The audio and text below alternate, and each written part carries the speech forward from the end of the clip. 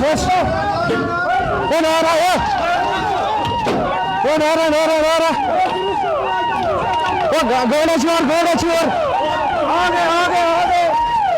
ओ गाड़ी पकड़ा। Gas leak या गैस सिलेंडर ब्लास्ट की वजह से कई आग की वारदातें पेश आई जिसकी वजह से जानी नुकसान और काफी ज्यादा माली नुकसान हुआ। हिंदुस्तान के हर घर में, हर किचन में गैस सिलेंडर मौजूद है। ये जितना अहम है उतना ये गैस सिलेंडर खतरनाक है। आपको आज हम दिखाएंगे अगर किसी जगह पे भी गैस सिलेंडर लीक हुआ या गैस सिलेंडर में आग लगी तो कैसे आप कंट्रोल करेंगे। मेरे साथ में फायर सर्विस डिपार्टमेंट के ऑफिशियल मौजूद है। हम दिखाएंगे आज प्रैक्टिकली अगर गैस सिलेंडर में आग लगेगी तो आप कैसे बचाओगे। कुछ तरीके हैं, कुछ टेक्निक्स है, उन टेक्निक्स को अपनाने की जरूरत है। ये लोगों तक एक अहम बात पहुंचानी, लोगों की ज़िंदगी बच सकती है, लोगों के घर बच सकते हैं, माल और प्रॉपर्टी बच सकती है। लेकिन छोटी छोटी टेक्निक हैं, अगर लोग इसको अपनाएंगे एक बहुत बड़ी ट्रेजेडी से अपने आप को भी बचा सकते हैं, अपने माशरे को बचा सकते हैं। गैस लीक हो जाता है, उसमें आग लग जाती है, हम पानी छिड़कने की कोशिश कर रहे हैं लेकिन आप देख लीजिए पानी इस पे हम छिड़क रहे हैं लेकिन फिर भी आग नहीं बुझ रही है। ये अक्सर हम करते हैं जब हमारे घरों के अंदर गैस में जो आग लगती है, गैस लीक हो जाती है, गैस सिलेंडर में जो है आग निकलना शुरू हो जाती है तो फिर हम पानी से बुझाने की कोशिश करते हैं, लेकिन ये सही तरीका नहीं है। ये कमल है, इसको हमने गीला कर दिया, इधर इसको गीला कर दिया। उसके बाद में ये जो दोनों हाथ हैं ये हमारे अंदर की ओर रहने चाहिए। ये खास ख्याल रखें, अगर हाथ ऐसे रखेंगे तो ये हाथ आपका जल जाएगा। ठीक। हाथ कमल के अंदर ऐसे रखें। अच्छा। और उसके बाद में इसको ऐसे कवर करेंगे आप।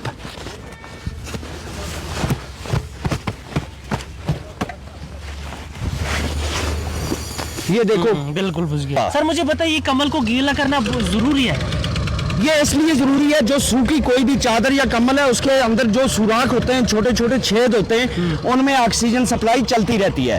गीला करने से वो ऑक्सीजन सप्लाई बंद हो जाती है। जब ऑक्सीजन सप्लाई बंद होगी, इसको ऑक्सीजन नहीं मिलेगा आग को, तो आग नहीं बढ़ेगी। तो कम्बल को गीला करना है, कपड़े को गीला करना जरूरी है।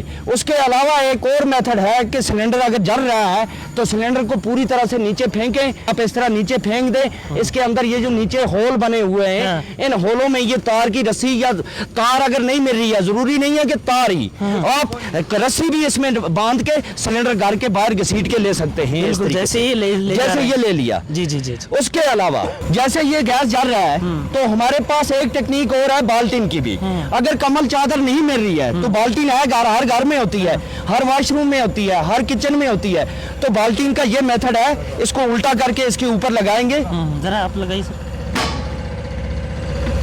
हाँ बिल्कुल। लेकिन यहाँ पर एक चीज ध्यान रखें, अगर आपकी पाइप पूरी तरह से है तो बाल्टीन से नहीं बुझेगा, क्योंकि पाइप के दाएं बाएं से ऑक्सीजन सप्लाई चलती रहेगी। ये बाल्टीन का इस्तेमाल उस सूरत में करना है जब आपका पाइप जल के रेगुलेटर तक आग पहुंच चुकी है, उस वक्त आप बाल्टीन का यूज कर सकते हैं। इसका एक तरीका और भी है, सिलेंडर अगर जल के गैस यहाँ से इसका रेगुलेटर पूरा इन्वॉल्व है तो जरूरी नहीं है सिलेंडर खड़ा करके आप बुझाओ। सिलेंडर अगर टेढ़ा है, यहाँ से ये जल रहा है, यहाँ से भी कमल लाओ मंजूर साहब, पकड़ो एक साइड से, दो आदमी कमल पकड़ेंगे। करो, बंद करो, एयर बंद कर दी, एयर बंद कर दी, तो यहाँ से भी आप देख सकते हैं कि हमने ये इसको आपको बुझा लिया। यहाँ पर भी बिल्कुल सिलेंडर उल्टा करके भी, ये कि जरूरी नहीं है कि उस वक्त सिलेंडर खड़ा ही हो तो हम उसी को बजाएं, उल्टे को भी हम उल्टा सिलेंडर हो चाहे सिलेंडर खड़ा हो, हम दोनों सूरतों में हम आग को कंट्रोल कर सकते हैं। मामूली छोटी छोटी टेक्निकें हर घर के लिए बहुत ही जरूरी। एक्सटिंग्विशर चलाने का तरीका सबसे पहले आना चाहिए। अगर किसी ने घर में एक्सटिंग्विशर रखा हुआ है, फायर एक्सटिंग्विशर, उसका एक पास का मेथड लगता है, वो हर एक को आना चाहिए। PASS, P हो गया पुल द पिन, उसके बाद में aim at the base of fire, आग के निशाना आग के ऊपर, आग के बेस पर, यानी कि इसको भी इस्तेमाल करने का अलग तरीका है। छोटा सा मेथड है, 4 हरफ है, PASS। अच्छा, PASS मेथड फॉलो कर। हाँ, पास। जी। P का हो गया P पुल द पेन, ये पेन बाहर हमने निकाल दिया। जी। उसके बाद में aim at the base of fire, आग का निशाना आग के बेस पर होना चाहिए, ये नहीं कि दाएं में। और उसमें पहला एस आता है, 2 एस इकट्ठे आते हैं।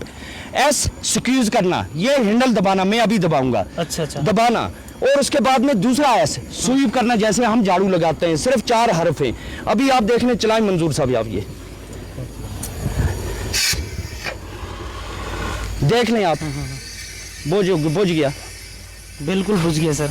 ये जो फायर एक्सटिंग्विशर है, ये जरूरी नहीं है कि आप इतना बड़ा लाओ, छोटा भी रख सकते हो। 2 kg, 1 kg, 4 kg, 6 kg, 5 kg, 8 kg तक पोर्टेबल होते हैं। तो ये आप 4 kg का भी रख सकते हैं, 3 का भी रख सकते हैं। इसके अंदर होता क्या है, ड्राई केमिकल पाउडर, मानो फॉस्फेट पाउडर इसके अंदर होता है, बहुत ही बारीक तिनका, आप देख लें।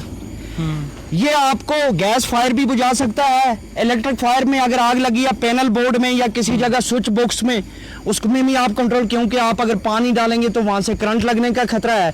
अगर आपके पास एक्सटिंग्विशर है, ड्राई केमिकल या एबीसी भी इसको बोलते हैं। अगर एबीसी इसको इसीलिए बोलते हैं कि 3 तरह की आग में ये काम आता है, class A fire, class B fire और क्लास सी फायर। जी। इलेक्ट्रिक फायर को भी हम कंट्रोल कर सकते हैं, एलपीजी फायर को भी हम कंट्रोल कर सकते हैं, और उसके साथ साथ में तेल की आग को भी कंट्रोल कर सकते हैं। इवन के हमारी सॉलिड फायर है, जो लकड़ी की आग है, छोटी आग, तो उस पे भी हम इससे कंट्रोल कर सकते हैं। ये इतना अहम है हमारे घरों में, इसलिए बहुत ही जरूरी है। सर ये कॉस्टली कितना होगा, कितना इसके लिए? कॉस्टली इसके अलग अलग, जैसे 5 kg का है, 6 kg का वो 3000 तक मिलेगा। जो 4 kg के हैं 2 से 2500 तक मिलते हैं।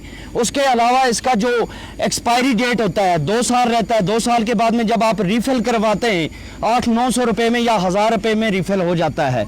तो जब हमारी मालियत के मकान लाखों या करोड़ों की मालियत के हैं, तो एक एक्सटिंग्विशर 2 से 2500 रखने में कौन सी दिक्कत है, कोई बड़ा मसला नहीं है। तो हम रख सकते हैं, हर एक के लिए ज़रूरी भी है ये रखना।